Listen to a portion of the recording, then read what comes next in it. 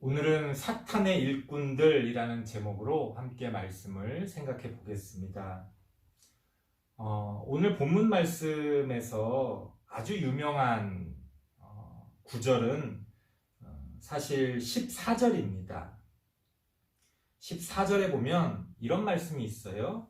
사탄도 자기를 광명의 천사로 가장하나니. 그러니까 하나님의 진짜 천사, 하나님의 말씀을 우리에게 전달해주는 그러한 천사가 광명의 천사라면 사탄은 어둠의 천사일 텐데, 그 사탄이 마치 자신은 어둠이 아닌 양, 자신이 빛인 양, 그렇게 스스로를 가장하고 우리에게서 자신을 숨긴다는 겁니다. 그런 일들이 있다는 거예요.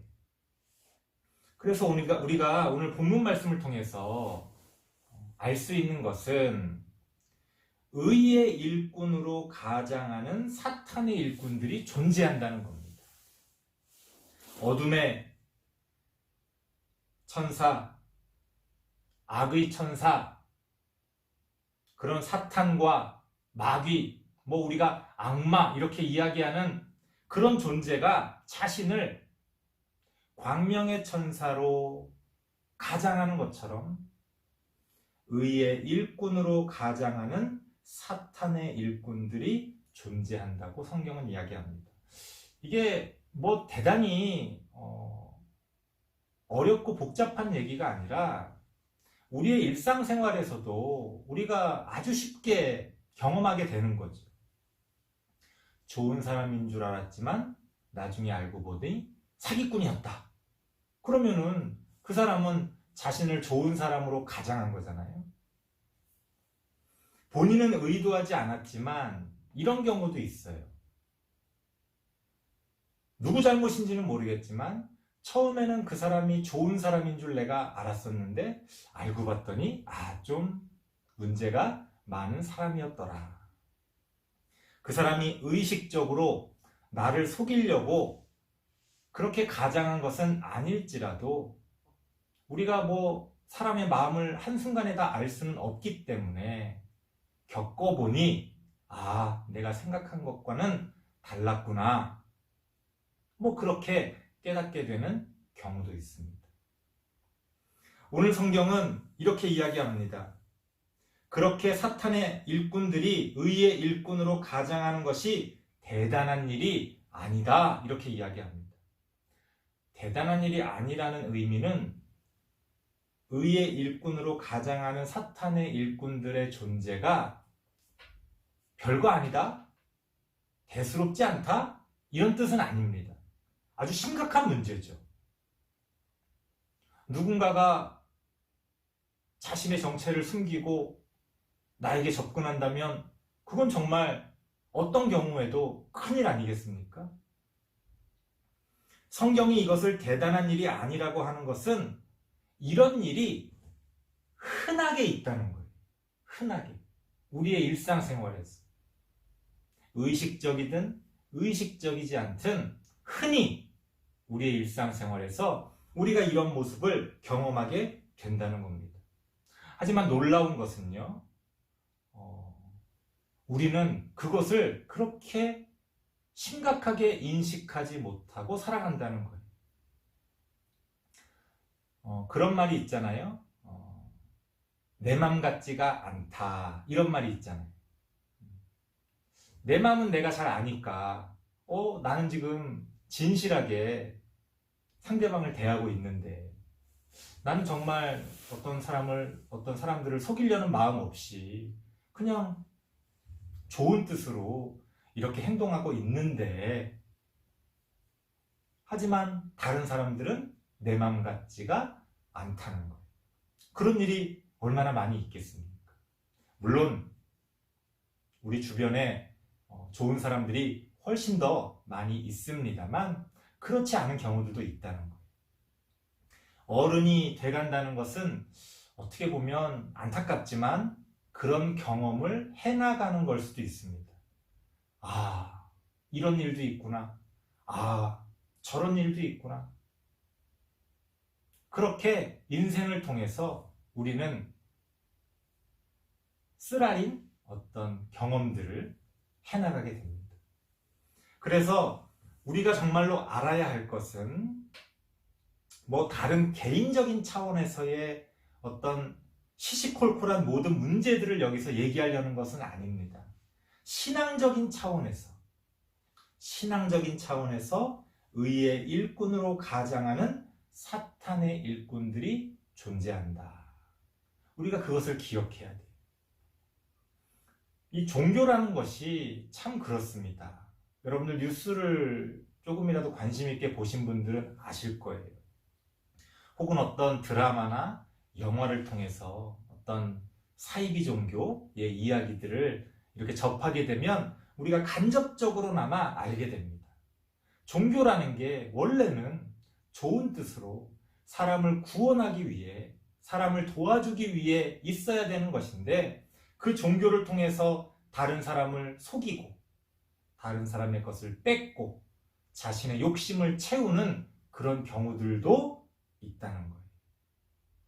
그래서 그런 모습들을 보다 보면 차라리 믿음이 없는 것보다 못하다, 이런 생각을 하게 됩니다.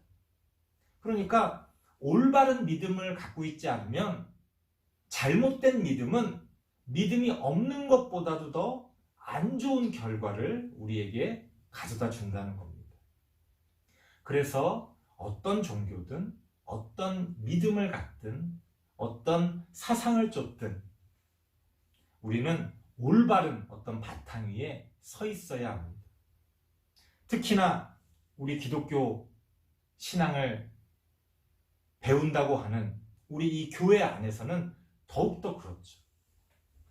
우로나 좌로나 치우치지 않는, 진리 안에 머무를 수 있는, 하나님의 뜻을 바르게 분별할 수 있는 그러한 신앙을 우리가 가져야 한다. 그래서 이 신앙생활이라는 게 어려운 거다. 어떤 것을 믿는 것도 어렵지만 올바른 믿음을 가져야 하기 때문에 더 어렵습니다. 그래서 목사님이 여러분들 어릴 때부터 여러분들을 어떻게 가르쳤는지를 잘 돌이켜보세요.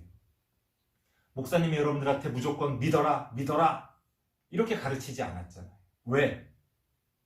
일단 믿는 게 어려우니까 그게 어떤 것이 됐건 무조건 믿음을 집어넣는 게 더 중요하다, 이렇게 생각하는 사람들도 있습니다.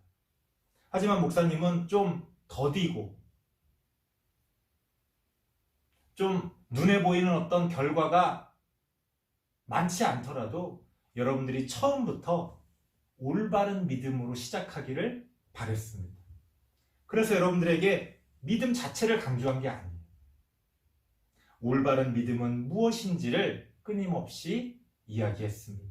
지금도 마찬가지죠. 그러면 그것을 믿을 것이냐 말 것이냐는 어떻게 보면 여러분들이 선택하는 거예요. 그건 누구도 대신해 줄 수 없고 누구도 강요할 수 없는 겁니다.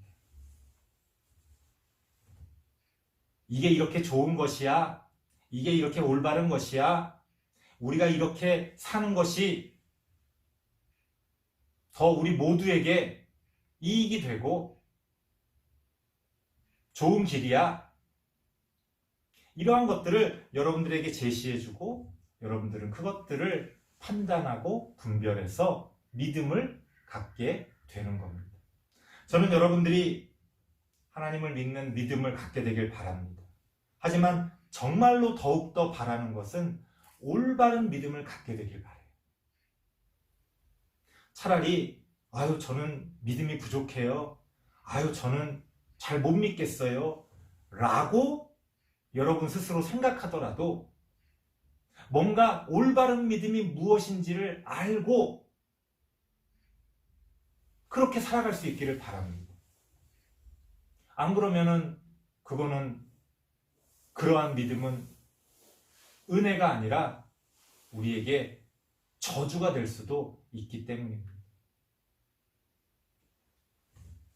성경도 우리가 그렇게 바르게 의의 일꾼과 사탄의 일꾼을 분별하는 게 쉽지 않다는 것을 말해주고 있습니다. 그래서 하나님이 말씀하시는 것은 그들의 마지막은 그 행위대로 될 것이다. 하나님이 심판하신다는 거예요. 우리가 다 어찌할 수 없는 부분이 존재합니다. 이 세상에. 분명히 잘못됐고 분명히 틀렸지만 일일이 그것을 드러낼 수 없고 일일이 우리가 판단할 수 없는 그런 것들이 존재해요. 그런 것들은 우리가 아무리 공정과 정의와 뭘 외치더라도 어쩔 수 없는 부분이 존재해요. 간혹 어떤 사람들은 죄 지은 사람은 다 죽여버려라, 잘못한 사람은 다 감옥에 보내라, 이런 식으로 극단적으로 어떤 것들을 주장하는 사람들이 있는데, 그렇게 한다고 해서 여러분들이 생각하는 공정과 정의가 바로 서는 게 아닙니다. 그런 식이면은 공산주의 사회는 그런 식으로 하는데, 혹은 어떤 여전히 군주 독재를 하는 나라에서는 그런 식으로 하는데, 그런 나라 사람들이 공정과 정의 위에 서 있습니까? 전혀 그렇지 않죠.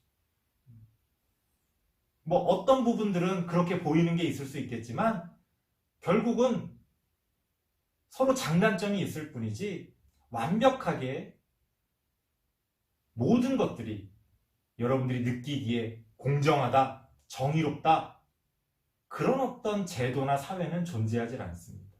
그런 부분은 우리가 최선을 다하지만 누구에게 맡기는 거예요? 하나님께 맡기는 거예요. 저는 그래서 하나님의 심판을 믿습니다.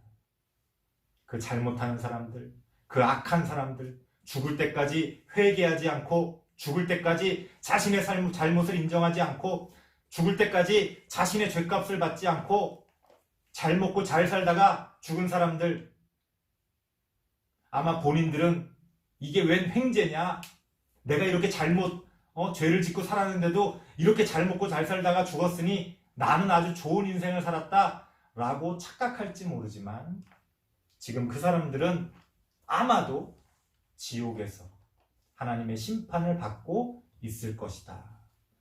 저는 그렇게 하나님의 심판을 믿습니다. 세상은 공짜가 없어요. 이 세상에 거저 얻을 수 있는 건 없습니다. 좋은 것을 얻기 위해선 땀 흘려 힘들게 노력해야죠. 만약 땀 흘려 힘들게 노력하지 않고 얻은 게 있다면 반드시 나중에 그 대가를 치르게 됩니다. 그렇게 하나님께서는 사탄의 일꾼들을 심판할 것이다.